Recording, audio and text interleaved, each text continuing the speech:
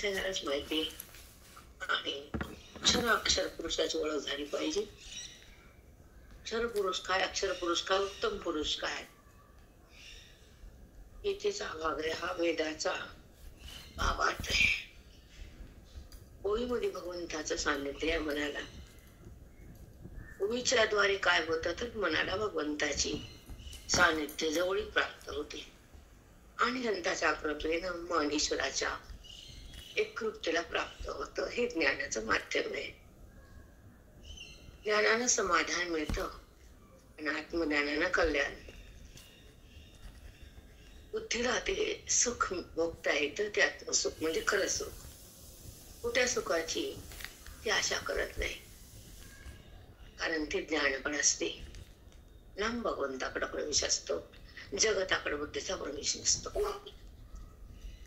ज्या बुद्धीला अंतरंगात येते ते ज्ञानानं बहिरंग जाते श्रवणाने. ईश्वराची स्थितीला ध्यान प्राप्त होते मोक्षानं. ऐक्य होतं बोधानं.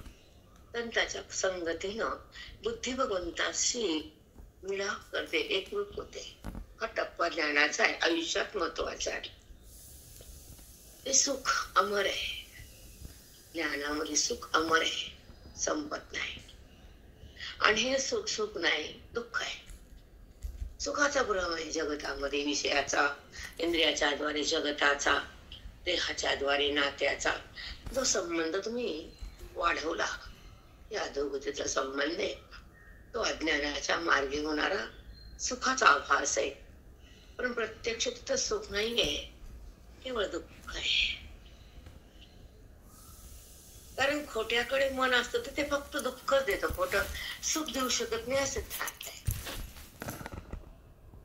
जगत भगवंताला सोडून जगत जर धरलं तर तिथं केवळ मिथ्यात्व आहे. सत्यापाशी सुख आहे. मग मिथ्यामध्ये बुद्धी विहार करते आणि अज्ञानाचा स्वीकार करते. हे दोन टप्पे द्यायचे तुमच्यावर अंतःकरणाचे. तिला मिथ्या सत्य वाटतं आणि सत्य तिला माहित नसतं. आता ती खोट्यासोबत आहे, नाम देहासोबत, बुद्धी देहासोबत, इंद्रियासोबत, विषयासोबत, मोहासोबत सतत असते. त्याचा तुम्ही विचार करत नाहीत, कारण तेवढा अधिकार नाही आणि तेवढा विवेक नाही. ज्ञानाची संपत्ती नाही, साधूची संगती नाही आणि बोधाची शक्ती नाही, हृदयाची भक्ती नाही. म्हणून तुम्हाला सत्य मिथ्या हे तुम्हाला माहित नाही. नाही माहित. मग बुद्धीनं सत्याकडे जावं का मिथ्यात यावं, का देहाला पाहावं का जगाला भुलावं हे माहित नाही. जगाला भुलल्यावर तिचा संबंध मिथ्यात्वाशी, खोट्याशी, आणि भगवंताला ओळखल्यावर संबंध स्वरूपाची आहे हे लक्षात ठेवायचं. म्हणून भगवंताची ओळख म्हणजे ज्ञान आणि देहाची ओळख म्हणजे अज्ञान. संपला विषय. बरोबर आहे. भगवंताची ओळख ज्ञानानं होते. पण ओळख करायची का प्रेम करायचं का त्याचं नाम घ्यायचं जास्त ठरवायचं.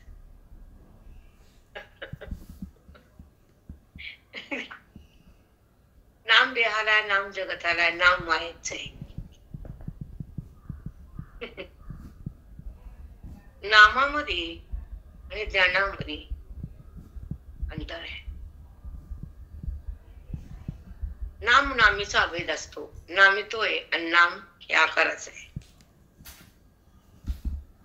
आकार म्हणजे माया आहे आणि तो म्हणजे माया विरहित आहे. त्याचं नाव ज्ञान आहे. ही सूक्ष्मता पाहिजे बुद्धीला. करा प्रेम भगवंताला.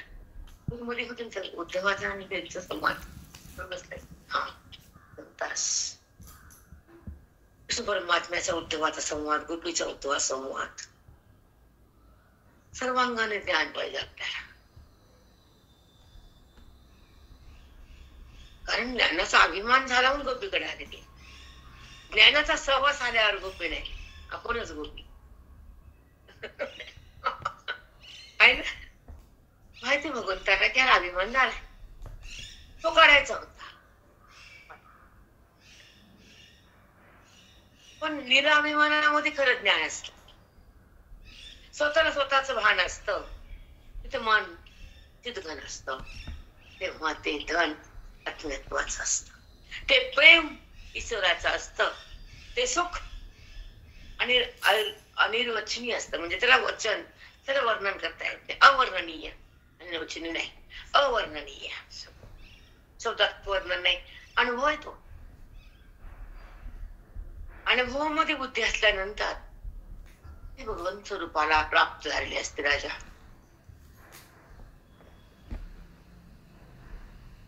तो अनुभव घेत राहते ती. मग अनुभवामध्ये व्यवहार नाही बेटा, वाच्यता नाही. शब्द कुठला? जिथे वाच्यता होतो, व्यवहार होता, तर शब्द आहे. इथे शब्द जाऊ शकत नाही, व्यवहार होऊ शकत नाही, कारण ते वृत्ती उरत नाही. त्याच उत्तर आहे. बरोबर आहे. ज्या स्वरूपामध्ये बुद्धी आगमन करते ते ज्ञान, भगवंताशी आलिंगन देते महाज्ञान,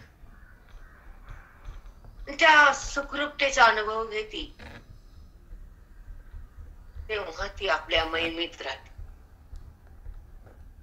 त्याला ज्ञानी नाव देता.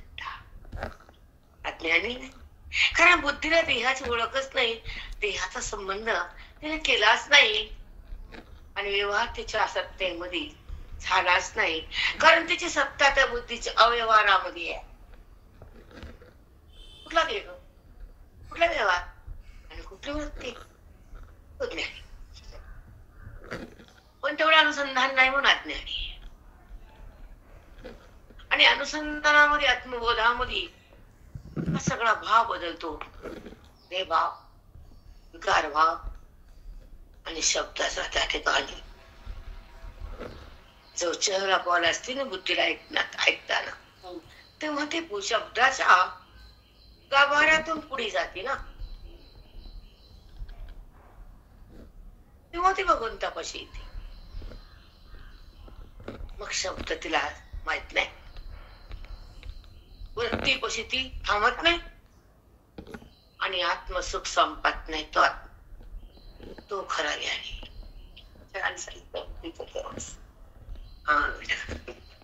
आणि गरज आहे तुम्हाला हे कसं बाहेर येतं नाही माहित मला सरिता. हे तर शब्दाची कंपन कशी होते माहित नाही, पण वाणी थांबत नाही. विलास नाही आमचा, वाणी थांबत. आईला म्हणून मुलाचा प्रेम करू नको, तर थांबते काही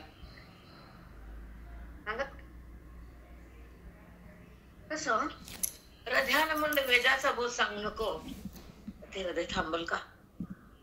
त्या हृदयामध्ये वेदानं अनुष्ठान केलं असतं, म्हणून ते हृदय त्या अनुभवाला बाहेर टाकत असत. ते हृदय अनमोल असत. अचिंतनाचं अचिंत्य चिंतन आहे, अचिंत्य. त्याचं चिंतन करता येत नाही, पण ते चिंतन होत. चिंतन नाही, पण चिंतन झालं. कारण काही शब्द इतके सुंदर असतात. अचिंत्य. मला माहित आहे म्हणायच्या, तुमची भाषा माऊली अलौकिक आहे. मला व्यासपीठ आहे ते. तुम्ही शब्द जे काढतात, वेदाची परिभाषा आहे माऊली. किती म्हणजे ब्रॉडनेस किती आहे की नाही? बुद्धीचा ब्रॉडनेस असा कळाली की परमात्माच बोलतो आमच्याशी. कारण त्याला सांगावं लागते ती कोण आहेस, तू का अडकलास, आणि का भडकलास. अडकणं म्हणजे बंधन, आणि भोगणं म्हणजे मोक्ष. त्या सुखाचा भोग वृत्ती वाचून तो आत्मबोध, आणि त्या आत्मसुखाचा स्पर्श बुद्धी घेती. तिथं विद्याची रात्र नसते, स्वयंप्रकाशात येते, आणि स्वतःकडे राहते, आणि स्वतःच सुख स्वतःच घेते. स्वसंवेद्या. आत्मा. त्याला म्हणतात ससंवेद्या आत्मरूपा. मग देवात गणेश, नंतर गणेशाला बोलवलंय, आधी नाही. हे वर्म तुम्हाला कळत नाही वेदांताचं. सुंदर आहे बघा. नंतर देवा तू गणेश, सकळार्थमती प्रकाश, म्हणे निवृत्तीदास अवधारी जोजी. हे सांगून माऊलीचे शब्द, ओवी आणि ईश्वराचा स्पर्श अनुभवून ठरतो. खरं माऊली सहज ज्ञान देतात, सहज बोधात मनाला नेतात आणि सहज अंतरंगामध्ये ईश्वराचा संगम करून देतात. ते माऊली ही सुखाची सवय.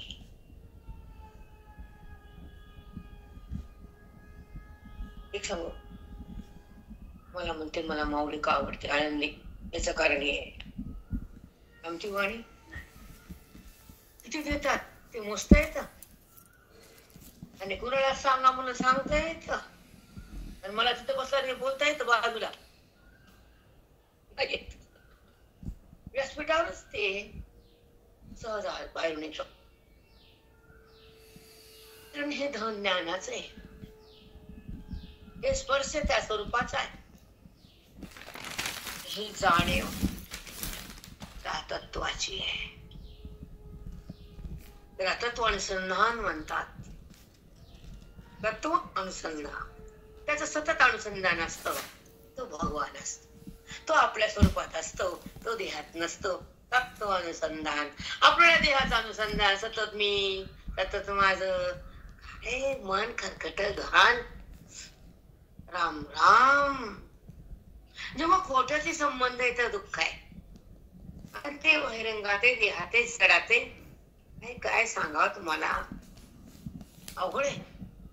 ते मन फिरते, ठेसा खाते, खाली पडते, लाथाडल्या जाते, दुःखात रमते, देहाला बघते.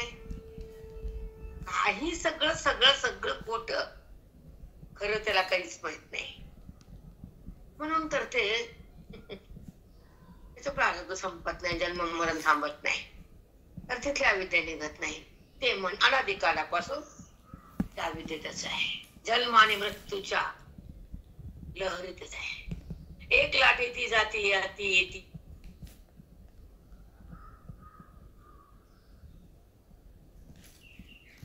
जाती. कारण अनादिकालचं अज्ञान त्याच्या बुद्धीमध्ये तसंच आहे कायम.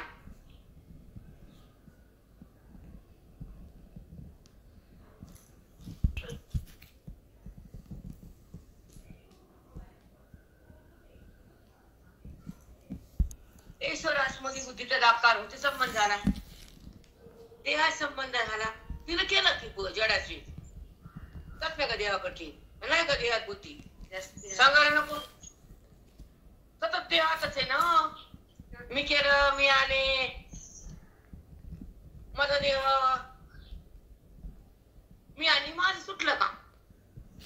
मी वाचून जो असतो तो ज्ञानी, आमचा पाठ झालेला असतो आणि सोहम आवाज देत असतो. त्याच्यामध्ये मनाचा आविष्कार असतो, तो मनाला त्या ईश्वराचा स्पर्श असतो, आणि मन तिथं संपलेलं असतं.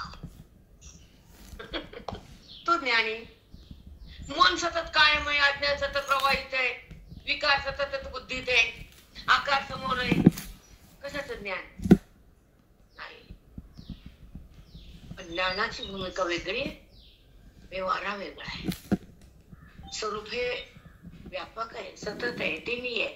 ही अनुभूती जो घेतो तो ज्ञानमय अवस्था. येतं आणि जातं ते जगत दृश्य खोटं असतं, पण दृश्याला आधार तो परमात्मा असतो, तो सत्य असतो. आता परमात्मा कसा आहे बघूया. परब्रह्म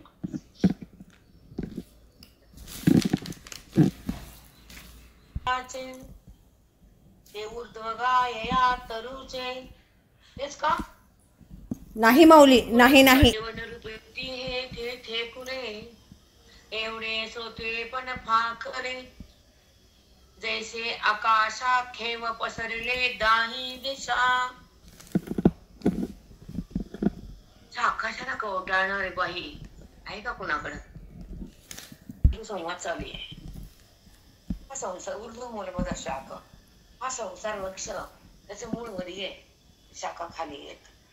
त्याचे मूळ म्हणजे परब्रह्म आहे, त्याला कारण परमात्मा आहे. तो वृक्ष संसार आहे. तो कसा आहे? वृक्ष संसार वृक्ष म्हटले जाते. आणि त्याचं कारण परमात्मा परब्रह्मवरी आहे. आता परब्रह्माचं चिंतन चाललंय. तो कसा आहे, कुठे आहे? त्याला आलिंगन देणारं ज्ञान अर्जुन भोगायलाय. आकाशाला जसं आगदात कवटाळ घेतलं तसं माझ्या बापक तत्वाला बुद्धीनं कवटाळलं, असं भगवंताला बोलायला. किती सुंदर आहे, सांगा ना.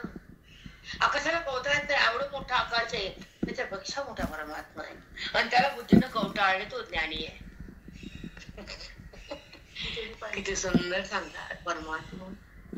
कृष्ण कृष्ण आपण कळत नाहीच की माऊलीच्या ओळीमध्ये काय सामर्थ्य आहे,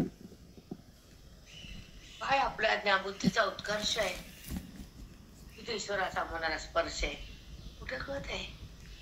आणि ज्याला कळत तो भाग्यवान, आणि ज्याला कळत नाही ते दुर्दैव म्हणायचं. जन्म आला आणि वाया गेला, बरोबर आहे की नाही? जन्म दिला, भगवंताने उपाधी दिली, पण त्याच्या द्वारे संसारच केला. वासनेतच मन आलं, भगवंतात कुठे गेलं? व्यर्थ आलो आणि व्यर्थ जगलो, व्यर्थ मेलो, अमरविषयी संसारी. पण साधक व्यर्थ नाही, सार्थक करतो. हो, साधक व्यर्थ नाही, कधीच नाही. साधक आपल्या भगवंताशी समरस होतो, आपल्या स्वरूपामध्ये एक रस राहतो, आनंदाचा भोग घेतो आणि तृप्तीचं भोजन जेवतो. आत्मतृप्ती तृप्त होत होतो, मुक्त होत होतो, आपल्या भिन्न भावात जातो, जगतो होतो. भिन्न देहाला बघत नाही, वृत्तीवर तो येत नाही, आणि त्याच्यामध्ये विकार राहत नाही, कारण तो निर्विकार अवस्थेत आहे. तोच ज्ञानी, तोच भक्त, तोच मुक्त, तोच विरक्त, तोच तो खरा. तो जन्म त्याचा सार्थकी लागला, कारण त्यानं आपला अनुभव चाखला.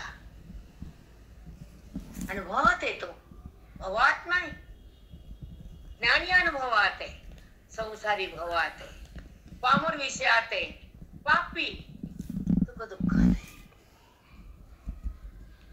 सुख आले की भौतिक सुख, पुण्य आले की भौतिक सुख, पाप आले की भौतिक दुःख. दोघांच्या परी तो ज्ञानी. कळावं, ही परिसीमा ओलांडावी देहाची बुद्धीनं. व्यवहार जरी झाला तर मी नाही केला, कारण व्यवहार हे ह्या विद्या कार्य आणि त्रिपुटीचं माध्यम आहे. आणि त्रिपुटी ही खोटी आहे, ती कोण दाखवत नाही. पण त्रिपुटीचा बात करून बुद्धी भगवंताच्या आत आहे, तर मला देहाचा काय संबंध आहे? कळायला पाहिजे टप्प्याटप्प्यानं. तुम्हाला मिळायला पाहिजे, ईश्वर द्यायचला न मागतं द्यायला. तुमच्या भक्तीचं ओझच तेवढं झालंय, आणि अंतरंगामध्ये पाऊस बोधाचा आलाय. आमच्या गवानी बघा, एक सेकंद विचार करावा लागतो का? इतर भगवंताचा ऐश्वर्य भोगायला आपण कळत नाही ना, आपण काय भोगतोय, काय बघतोय, कुठं जगतोय, कशाला माझं म्हणतोय, कुठं रमतोय, काहीच कळत नाही उन्हाळ बुद्धीला. ती बुद्धी पहिली शाली, अर्धवट ज्ञानी. खरंच तसंच आहे, अर्धवट अर्धा हाळकुंडाला पिवळी. म्हणून वेदाचा गाभारा, वैदिक ज्ञान पाहिजे, खरा संप्रदाय पाहिजे, अध्यात्मशास्त्राचा पाऊस पाहिजे, आणि देहभाव संपला पाहिजे, आत्मभाव जागा जायला पाहिजे, आणि वृत्तीनं बाजूला दिलं पाहिजे. जगताचा आणि देहाचा संबंध थांबणं म्हणजे आत्मसुख भोगणं.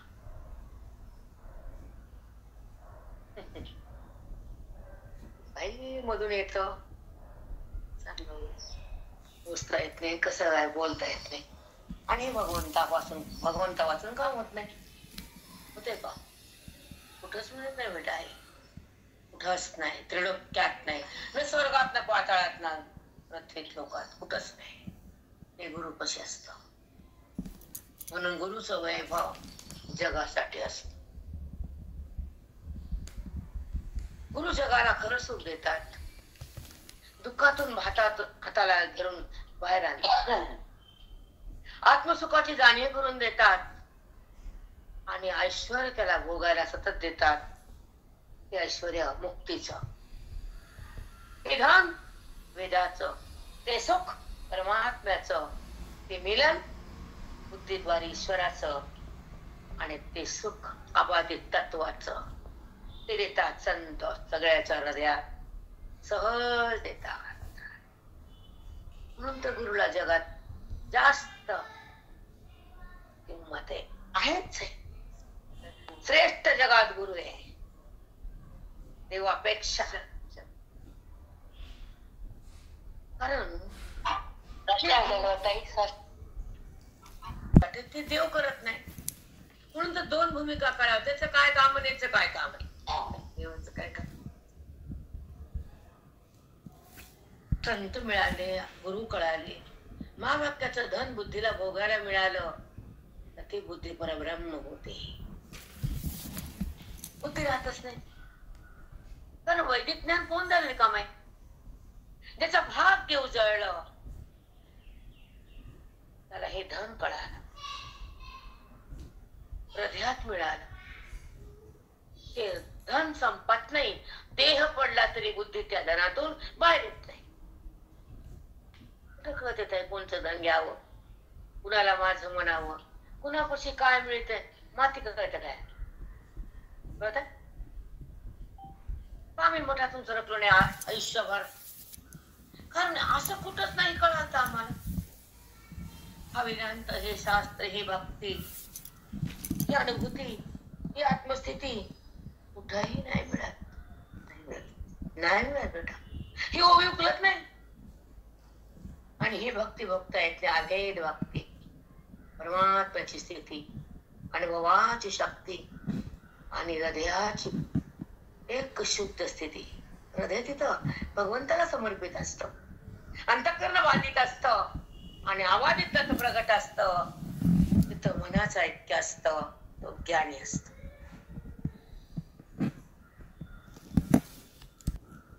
हा वेद बोलतो, आम्ही नाही. ओवीचं धन तुमच्या हृदयात जातं. ओवी तुम्हाला जवळ घेते, माऊलीची ओवी. सिद्धपेठेला जायचं काय कारण. मी बायकाला किती रागवले. आल्या का बायका म्हणले आपण तरी. कारण त्यांचा क्षण त्या पुण्याचा नव्हता, भाग्याचा. पुन्हापाशी आणि कुठं जायचे सिद्धपेठा. माऊलीच नाही, माऊली पशी माऊली कमी करणार आहेत का इतर कळत का. म्हणून तर वाईट वाटलं की म्हणलं बघ आलं का कोणी येऊ शकला का तिथं. कारण तिथं पुण्य कमी पडतं ना बेटा. आणि मी ठरवलं नाही कुठं जायचं, काय जायचं. एका क्षणात निघाली. कारण त्याला माहित खरंच त्या भगवंताची अगाध शक्ती आहे. फक्त कुठेतरी जायचा हा विचार होता माझा. त्याचा बोध घ्या, त्याच्या शक्तीनं या, त्याच्याकडे जा, त्याच्यासाठी जगा, त्याला अंतःकरण वाहून टाका, मंत्र देऊन टाका आणि मग बघा पुढचा प्रवास. तुम्ही म्हणतो त्या घरादाराला, लेकरा बाळाला, धनाला संपत्ती देतो की नाही. मग काय मिळतं. लाता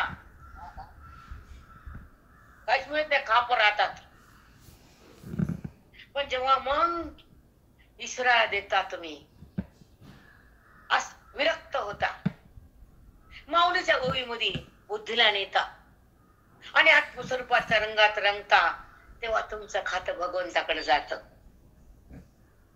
हिशोब काय घेतो म्हणतो आता कसं काय करायचं ते माझ्या हातात यायचा हिशोब. मग तुमच्या लोकांचा हिशोब राहत नसतो. तुम्हाला चिंता नसते आमची. मग चिंता काय तुम्हाला चमड्याला. म्हणून त्यानं चिंता करावी आणि त्यानं चिंतन द्यावं, त्यानं आपल्या सुखाकडे न्यावं, त्यानं आत्मरूप प्रगट करावं आणि त्यानं आम्हाला जवळ घ्यावं. शेमड्या लोकांना नाही घ्याव का? ते घेतात का? त्यांना किंमत आहे का? नाही बेटा. म्हणून तर होरपळलेलं मनच सुखाला आवाज देत. त्रिविध दुःखानं होरपळलेलं मन, संसारामध्ये भाजलेले मन, संकटाला झेललेलं मन ईश्वराच्या हृदयास एकरूप होत. तोपर्यंत नाही. मध्ये चिंतन सारखं असतं, तुम्हाला माहिती. कोणतरी दुःख कामाला घेतलं. वशिष्ठ महामुनीचा रामाचा संवाद चालू असताना ते म्हणतात, जे होरपळले का तेच माझी आठवण करतात आणि माझ्या सोबत राहतात. सुखातलं मन माझ्याकडे कधीच येत नाही, पण ते होरपळलेलं ना, संसारात दुःख भोगलेलं ते सतत मला हाक मारत. विषय भोगातलं मन मला विसरत. संवाद ऐकत चला. कधी काय थोडस ऐकायचं. चला आता ज्ञानोबाच्या ओळीकडे आणि माऊलीच्या बोधाकडे, स्वरूपाच्या सुखाकडे आणि आवाजच्या पदाकडे चल. खरंच कसं का नाही घेतलं.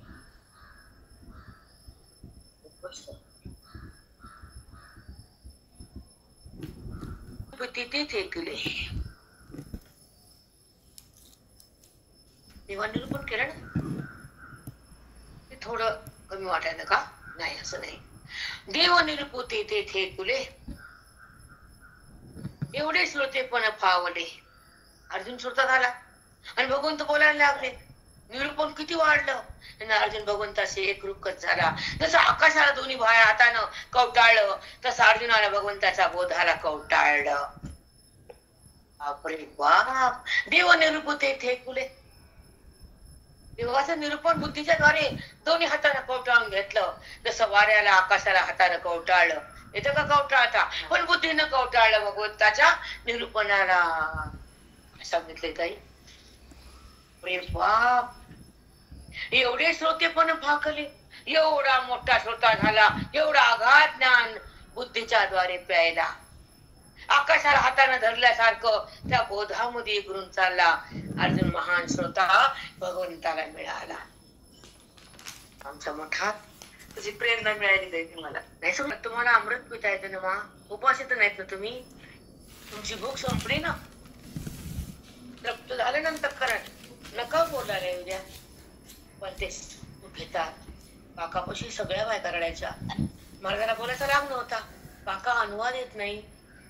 काका शांत व्हायचे. सगळेच काय श्रोते असतात का? सगळे श्रोते व्हायचे का? वक्ता सगळे नसते. वक्तृत्व करायला बहाल छाती मोठी पाहिजे, श्रवण करायला पुण्य पाहिजे, फोन करायला अध्यात्म पाहिजे आणि तो आत्मत्वाचा रस गिळायला हृदय शुद्ध पाहिजे. तुम्हाला अमृत मिळायला, बुद्धी तुमच्या अमृतात यायली, कळायला ना, ते तुम्हाला ज्ञान मिळायला, हृदय ते सुख भोगायला. कशाला वाणी समजून सांगायची.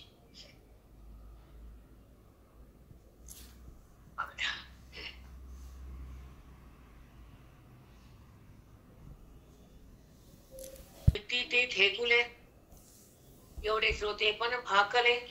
देशी आकाश घेव पसरले नाही. सगळा मनामध्ये बोध भगवंताचा समाविष्ट झाला. जसं आकाश चौकडे व्यापक आहे, तसं अर्जुन व्यापक स्थितीला पोहोचला. निरूपण खूप सुंदर. आपण काही सांगू शकत नाही. बोलचा बोध एवढं आघाडी गोवीचं ज्ञान तेवढं आपण नाही सांगू शकत. थोडं थोडं घ्यायचं, पुढे जायचं. एकदा दोनदा चिंतन केल्यावर परिपूर्णता. पहिल्यांदा 15 अध्याय जास्त नाही चिंतन, एकदा झालेलं आहे, जास्त नाही, पण जेवढं कळालं तात्पुरतं मस्त आहे. खूप छान आहे. अजून छान पाहिजे. खूप सुंदर सांगितलं. ऐशी सोय सांडोनी खवळली, ऐशी सोय सांडोनी श्रीकृष्ण भक्ती सागरा. श्रीकृष्ण ज्ञानाचा सागर बनला. अर्जुनानं त्या ज्ञानाचा एक घोट घेतला, तसा अगस्तीनं सागर पिला, तसं कृष्ण बोधाचा सागर बनला. आणि त्या सागराचा घोट एका घोटात अर्जुनानं घोट केला, तर अगस्त्य ऋषीनं समुद्र पिला. दुसरा म्हणून घोट वर पाय सरा अवघे याचा. अगस्तीने एका घोटात समुद्र पासन केला आणि अर्जुनाला कृष्ण हा समुद्र बोधाचा ज्ञानाचा एका घोटात अर्जुनाने प्रसन्न केला. किती सुंदर. ऐसी सोय सांडोनी खवडली, आवडी अर्जुनी देवी देखली. किती आवड झालेली अर्जुनाला. तुम्ही कसं करू पुणे आळंदीला कसं करू त्यांना हे भान नव्हतं, खाणं पिण्याचं पण नाही. सांगा सांगा सांगा. तसं अर्जुन एवढा या चुकात चालला, एवढी भूक वाढली, खवळली. एका माणूस खवळ किती खातो, किती म्हणतो, तसं त्याला बोध किती घ्यावा त्याला. खवळली याचा अर्थ आहे. मला काय सांगतच कळून जातं काल, म्हणजे वाचते मी, माझं चिंतन असतच ना रोजच. मग त्याला किती वेळ घ्यावा, कमीच पडायला. म्हणजे खवळली बुद्धी. द्या द्या अजून अजून अजून. तस ऐसी सोय सांडोनी खवळली, आवडी अर्जुना देवी देखिले. अर्जुनाची आवड वाढलीये, किती विद्या तो थांबत नाहीये हे भगवंताला कळालं. तोची आवड मला आत्मस्वरूपाच्या चिंतनाची अर्जुनाला हे भगवंताला कळालं. तेथ झाले सुखे केली कुरवंडी तया. म्हणून देवानं तो आत्मसुखाचा आनंद कुरवंडी त्या अर्जुनाला वळून फेकून दिला. इतकं दिलं कुरवंडी. तो सुख त्या अर्जुनाला वळून कुरवंडी केली, त्या ज्ञानाची सुखाची आत्मबोधाची त्याच्यावर ओवाळणी करून टाकली. काय शब्द आहे. आपण वर्णन करू शकतो का वाणी आपली? कोकडी वाणी एवढी शिक आणि ह्या मर्याद सुख काय वर्णन करा आम्ही शब्दात, सांगा ना. कुरवंडी नाही सांगू शकत आहे, खरंच नाही सांगू शकत.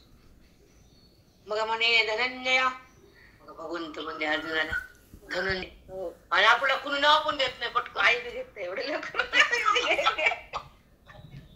पार्था धनंजय काय आवड आहे त्या भगवंताला अर्जुनाची. का बरं? अर्जुन अधिकारी आहे, ज्ञानाचा अधिकारी आहे. अज्ञानाला तो मारतोय ज्ञानाच्या द्वारे, तो भगवंत बनतोय बोधाच्या द्वारे. तो कृष्ण कृष्ण होतो भगवंताच्या सान्निध्यामध्ये. श्रवणाच्या सागरात आली अर्जुनाची बुद्धी आणि अर्जुन कृष्ण कृष्ण अर्जुन एका ठिकाणी आले. त्याचं नाव ज्ञान भक्ती. सोडतच नाही हो जगाला. ज्ञान भक्तीचे लोक तिरस्कार करते, देत नाही ना, जपत नाही, कुणी सांगत नाही आणि सांगितलेलं पटत नाही. ही भक्ती का साधारण आहे का? नाही रे बाबा. 9000 ओव्या मांडल्या भगवंताच्या मुखातून काढल्या. 700 ओव्या श्लोकातून त्यांचं मन थांबलं नाही, अजून काहीतरी द्यायचं म्हणून तेच भगवंत, तोच कृष्ण परमात्मा त्या माऊलीच्या रूपाने आले आणि तीच गीता 9000 रूपात तुमच्या ताटात मांडली हृदयाच्या. काय तेवढं प्रेम आहे भगवंताचं साधक. एक एक अध्यायाचे एक एक ज्ञानेश्वर तयार होईल, तुम्ही मांडताय. आमचं म्हणणं काय काय एवढं विशेष नाही, खूप सुंदर येते. आमचं माऊलीचं जे ज्ञान आहे ते खरं धन आहे. ते माऊली सारखी अगाध शक्ती आपल्याकडे नाही. पण त्रोटक त्रोटक काहीतरी ओवी लावून घेतो, काहीतरी श्रवणाच्या माध्यमातून उद्धार करून घेतो. पण जेवढं सांगायचं तेवढं येत नाही. आपली बुद्धी त्रोटक कमी आहे. समुद्राचं पाणी मोजता येत नाही, तसं ज्ञानाचं अनुवाद करता येत नाही. नाही बेटा, अशक्य आहे, अशक्य. ते ऊर्ध्वगा तरुयया धनंजया, ते ऊर्ध्व परब्रह्म हे मूळ वृक्षाचं. ऊर्ध्व मूळ मध्ये सकाळ तकळायला आपण का म्हणतो आहे ना. मग म्हणे धनंजया ते ऊर्ध्वगा तरुयया, ह्या तरुचं मूळ म्हणजे परब्रह्म ते वरी आहे आणि झाड उलट खाली आहे आणि फांद्या त्याच्या चौकड आहे. त्याचं पान म्हणजे वेद आहे. हे तुला सांगतो संसार वृक्षाचं निरूपण.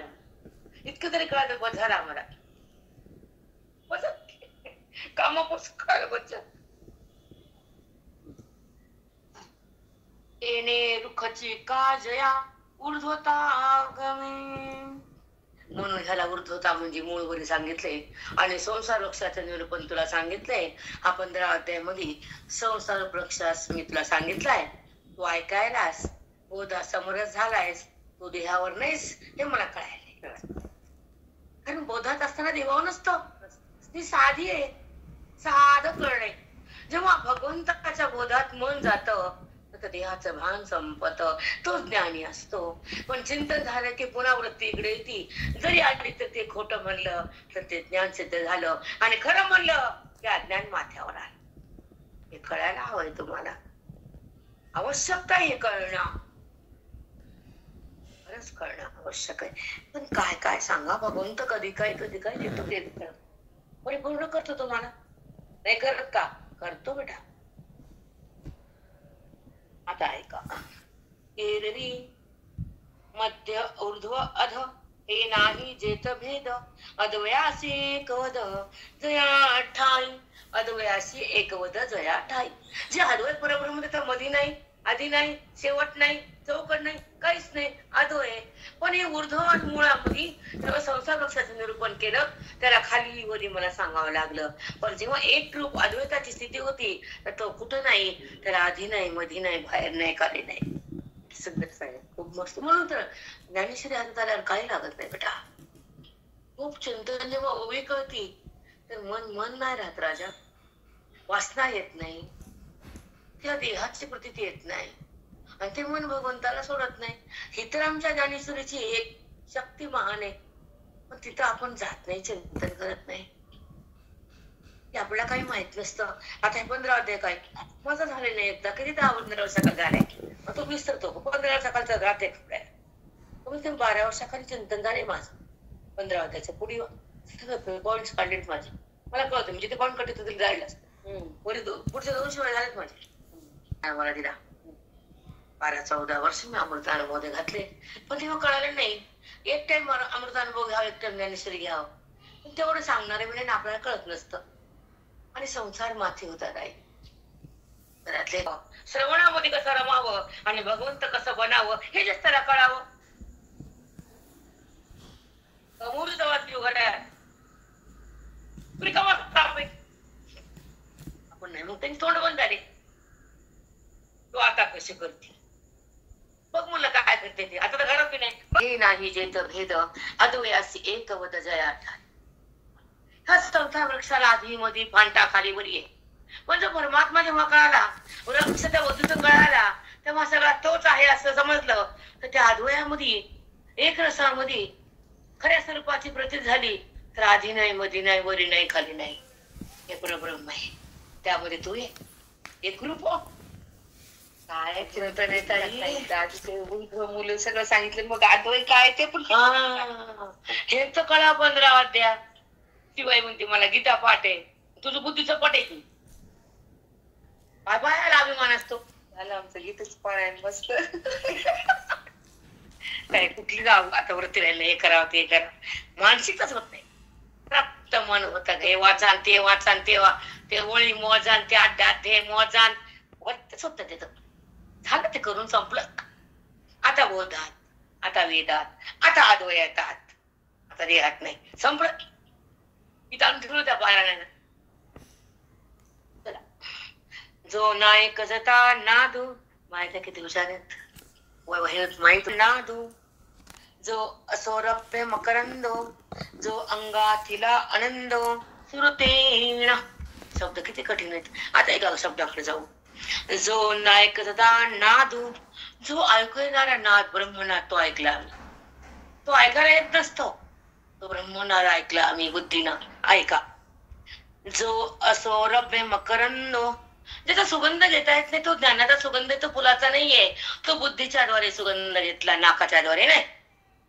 मकर सिद्धपेठात आय बघितलं बघा त्यानं. जो असौरभ्य मकरंदो, जो सुगंध ज्ञानाचा घेताच येत नव्हता, तो तुम्ही घेऊन दाखवला, तुमच्यामुळे घेता आला. काय सुंदर आहे. जो अंगातिला आनंद, सुरते विना अंगातील आनंद. जो आनंद कधी भोगलाच नव्हता, व्यक्त आनंद वृत्तीच्या द्वारे, अव्यक्त आनंद बोधाच्या द्वारे, तो अव्यक्त आनंदामध्ये बुद्धी विराजमान झाली आणि तो अव्यक्त आनंद तो घेतला, तो ज्ञानी झाला. अर्जुन झाला, ज्ञानात आला. तो आनंद त्याने घेतला असं भगवंत बोलायले. अर्जुन सांगायला मी असं घेतलं तेच आमचं पण म्हणून अंगातील आनंद सुरते विना. बघा ताई, हा आनंद कसा आहे? स्वतः सिद्ध आहे. ह्याला प्रगट करायचं नाही, तिथं फक्त बुद्धीने जायचं. त्याला आणायचं नाही विकत, तो स्वतः जवळ आहे. त्याला हुडकायचं नाही बाहेर, तो आत आहे, तो स्वतः सिद्ध आहे. सुरते विना आनंद. काय शब्द रे बाबा. ती मी पूर्ण ते सिद्धपेठात आपण जे अनुभवलं त्याच्यावर त्याला हुडकायचं नाही, प्राप्त करायचं नाही, हिंडायचं नाही, शब्दाकडे जायचं नाही. हृदयातल्या भगवंताला बोधाच्या द्वारे एकरूप व्हायचं. सुरते विना आनंद. बाबा काय माऊली द्यायलेत रे बाबा. अफाट. ते शब्दात मांडता येत नाही ते मांडता यायला राजा. सुरते विना आनंद. जो आनंद स्वतः सिद्ध आहे तो परमानंद आहे. जो हृदयामध्ये आहे तिथे बुद्धी एकरस आहे. ते अद्वय झाली, सुखात आली, आत्मरूपामध्ये मिसळून गेली. सुरते विना आनंद. आणि शब्द येईल आणि एवढा मानता येईल असं पण वाटत नव्हतं. ईश्वराची कृपा असते, अगाध कृपा आहे भगवंत करतो. त्याची लीला समजत नाही आपल्याला. तो काय देईल, कसा कराल नाही सांगू शकत. जया जे आम्हा परवते, जया जे आम्हा परवते, जया जे पुढे मागवते, दृश्ये विन देखते अदृश्य जे. दृश्ये विन देखते अदृश्य जे. जे दृश्य वृत्ती दाखवते त्रिपुटीच्या माध्यमातून वृत्तीला कळतं, पण अदृश्य त्या दृश्याच्या आड असतं, खाली गुडाशी असतं. ते आम्ही आता ज्ञानाच्या द्वारे पाहिलेलं असतं. अदृश्य जे इथं नसतं, लिहिलेलं पण नसतं. काय लिहिलेलं असतं काहीच. दृश्य विन जे अदृश्य जे, एवढंच कळावं. जे दृश्य ते दिसणार खोट आहे, पण खोट हे खऱ्यापासून उगवलेलं असतं. त्याच्यात सत्य प्रगट असतं आणि खोट्याचा बाध झाल्यावर ते खरं प्रगट असतं. ते खरं आम्ही बघितलं. ते दृश्य नाहीये, ते अदृश्य आहे. ती महान शक्ती आहे, ती व्यापक आहे, तो स्वयंभू आहे, ते चिदघन आहे, तो आनंद आहे. ते आम्ही बघला.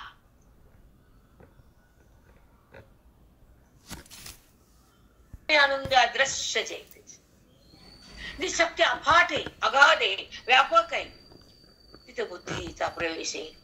तो आनंदात बुद्धी विरह गेली, तिथं व्यापक झाली. त्या आनंदाचा मिलन करायली, स्वाचा भान घ्यायली, आनंद रूप झाली. दृश्य विन जो अदृश्य जे. बापरे बाप. जया जे आरा परवते. बघा खूप छान आहे का. जया जे आरा परवते, जया जे पुढे मागवते. जे परब्रह्म आमच्या पुढे मागे इकडे तिकडे चौकडे, पण ते कुठं माहित होत. पण आता सगळं ते व्यापक आहे, ते अदृश्य आहे आणि ती बुद्धी भोगायली. बापरे बापरे. विन संवादिजे इंद्रियाविन भोगिजे. बापरे. बोलता पण नाही. प्रमेयासी शब्द नाही तिथं, फक्त आत्मसुख आहे. शब्दाविन संवादिजे इंद्रियाविन नेनिजे. इंद्रियानं जे जाणत नाही ते जाणता येणार. प्रमेयाशी तो भगवंता म्हणजे प्रमेय, त्याशी एकरूप झाली बुद्धी. काय देते, काय भगवंताची लीला आहे, काय आशीर्वाद आहे, काय कृपा आहे, अगाध कृपा आहे भगवंताची. अगदी अफाट द्यायला, अद्वैताचं ज्ञान हृदयामध्ये फाटून चाललं भरता येणं इतकं द्यायला भगवंत. काय चिंता नाही. खूप छान आहे. आपण ते सांगू शकत नाही तेवढं. काय सांगावं आम्ही. उपाधीचा दुसरा घालिता ओप पसारा, नामरूपाचा संसारा होय जयाते. हे नामरूप, हे संसार, हे कोणी दाखवलं? उपाधी कशी तयार बनली? उपाधी कशाला म्हणायचं? हे जेव्हा नामरूप माया दाखवती तिथं मीच असतो. नामरूपाला उपाधी म्हटले आणि नामरूपाच्या खाली उपहित म्हटले. हे तू जाण अर्जुना. सुंदर काही सुंदर आहे काही. नामरूपाची उपाधी पसारा तयार केला मायेनं आणि नामरूपाला दाखवले. नामीला कुठे दाखवले? उपाधी आणि उपहित. काय बोलू मी आता? काय सुधारणं मला? उपाधीचा दुसरा दाखवलं, तयार केलं मायेनं. उपाधीचा दुसरा एक आहे, दुसरं तयार झाले ते नामरूप. एक आहे परब्रह्म. परब्रह्माच्या समसत्तेवर प्रगट झाले, ते मायेने केले. आणि त्यानंतर नामरूपात मीच आहे, नामरूप मीच बनलो. कुठं नामरूप आहे? मग नामरूप हे उपाधी आहे आणि ज्याच्या सत्तेवर बनलं नामरूप ते उपहित मी आहे. सुंदर आहे बोध. बापरे बाप. तरी तुम्ही सांगा, हे आयुष्यावर आम्ही चाकलं, आम्हाला बडबड आवडून का ताई? हा, खडखड बडबड बापा, काय पांचट बोलणं. गो पाहिजे त्या ईश्वराची. कोण बोलणार ताई? फार भरकटून चाललो आपण. कुठे अडकून चाललो? भरकटून. ज्या ओळखीत सुख आहे, ज्या ज्ञानात दुःख आहे, ते जगत मिथ्या आहे, जो परमात्मा सत्य आहे, त्याच्यासाठी बोल. बाबाड बंद कर म्हणे तुझं. पण कुठं कळतं तुम्हाला? आम्हाला आमच्या सुखाचं साधन दे, आमच्या मुक्तीचं धन दे. गप्प बस, नाही तर बोलत तर दुसरं काय? खवट खोबरं खटे आहे गिरे. खोबरं खऊट घ्यायला आलं. असं कोण बोललंय? काहीच नाही ना, तो सगळीकडे व्यापक आहे. आणि जेव्हा हा परमात्मा कळाला तेव्हा हा संसार वृक्ष कळाला. सगळा तोच आहे हे कळालं. त्या आत्मय आनंदात अर्जुनाला होता ना, त्या एक रसात त्या खऱ्या रूपात तो समरस झाला. त्या परमात्म्याची प्रतीती त्याने घेतली आणि त्याच्यात तो एकरूप झाला. आणि त्या एकरूप अवस्थेमध्ये मग त्याला तो ब्रह्मनाद ऐकू यायला, जो ऐकू येत नाही कुणाला. ज्या ज्ञानाचा सुगंध घेता येत नाही त्या ज्ञानाचा सुगंध तो घेऊ लागला बुद्धीच्या द्वारे. त्याला तो घेता येऊ लागला आणि तो आनंद त्यानं भोगला जो कधीच भोगला नव्हता. तो अव्यक्त आनंदही त्यानं भोगला बुद्धीच्याच द्वारे. त्याच बुद्धीच्या आनंदामध्ये बुद्धी विराजमान झाली. तो व्यक्त आनंद हा वृत्तीद्वारे आहे, पण हा अव्यक्त आनंद हा बुद्धीद्वारे आहे. आणि हा आनंद कसा आहे? हा स्वतः सिद्ध आहे, तो नेहमीच प्रगट आहे, आपल्या जवळच आहे, स्वयंभू आहे. पण त्याला प्राप्तही करायचं नाहीये. तो आपल्या हृदयामध्येच आहे तो आनंद. पण त्या भगवंताला बोधाद्वारे एक व्हायचं. तो सुरते विना आनंद आहे. असा तो परमानंद तो हृदयातच आहे. आणि ती बुद्धी त्या आनंदात एक रसात त्या सुखात बुडाली, त्या आत्मरसात एक झाली. असा त्या अर्जुनाचा अद्वैत आनंदाचा तो प्रसंग आहे. ते दृश्य वृत्तीने दाखवलेलं आहे ते त्रिपुटीद्वारे आहे. ते खोटं आहे आणि ते खऱ्यावरच प्रगट झालं. तिनं खरं लपवलं. त्या खोट्याचा जेव्हा बाध होतो तेव्हा खोटं प्रगट होतं. जे दृश्य आड उगेलं होतं ते ज्ञानाद्वारे ते अदृश्य पाहिलं. ती महान शक्ती आहे, ती व्यापक शक्ती आहे. तो चिद्घन परमात्मा आहे, तो स्वानंद आहे. तो आम्ही भोगला. तो अफाट आहे, तो आगाध आहे. ती शक्ती तिथं बुद्धीचा प्रवेश आहे. त्या आनंदाशी त्या बुद्धीचं मिलन आहे. तिथं स्वतःस्वला भान आहे. असा हा दृश्यविना अदृश्य जे परब्रह्म मागे आहे, पुढे आहे, चहूकडे आहे, सगळीकडे आहे हे आम्हाला माहितच नव्हतं. ते अदृश्य होतं पण ते बुद्धी भोगायली. हे शब्दाविने संवादिले, हे शब्दाविने सांगितलंय. आणि भगवंताशी त्या बुद्धीचं एक ऐक्य झालेलं आहे.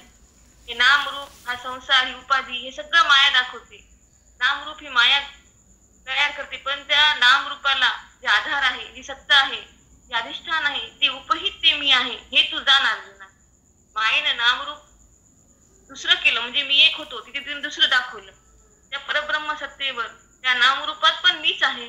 तर मग नामरूप कुठं आहे? त्या उपाधीचा बाधच आहे. ती सत्ता, ती उपहित मीच आहे. या ओळखीमध्ये सुख आहे आणि अज्ञानात दुःख आहे. जगत हे मिथ्याच आहे आणि परमात्मा हे सत्यच आहे. हे मुक्तीचं धन बुद्धीला आहे आणि तेव्हा बुद्धी ही आनंदात आहे माऊली. साष्टांग दंडवत. काय तो आनंद आहे माऊली. श्री गुरु ज्ञानदेव तुकाराम पंढरीनाथ भगवान की जय. माऊली ज्ञानेश्वर महाराज की जय.